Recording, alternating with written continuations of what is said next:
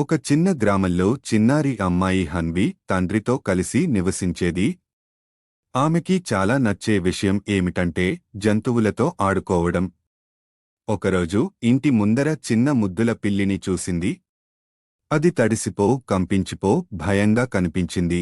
హన్వి వెంటనే దానికి దగ్గరగా వెళ్లి మెల్లగా మాట్లాడుతూ, ఓహ్ బుజ్జీ, నీకు భయం పట్టుకుంది కదా, నేను నీకు సహాయం చేస్తా అని చెప్పింది.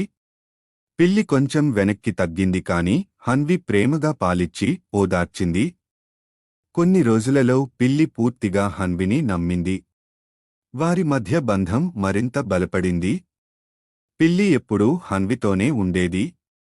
వర్షం పడుతున్నా, ఎండ మండుతున్నా వాళ్లు కలిసి ఆడుకునేవాళ్లు.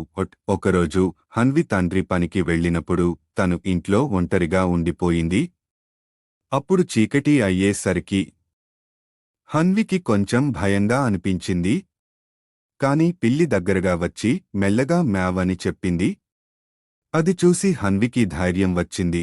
అలా హన్వి పిల్లిని ఆదుకోవడం వలన పిల్లి కూడా ఆమెకు అండగా నిలిచింది.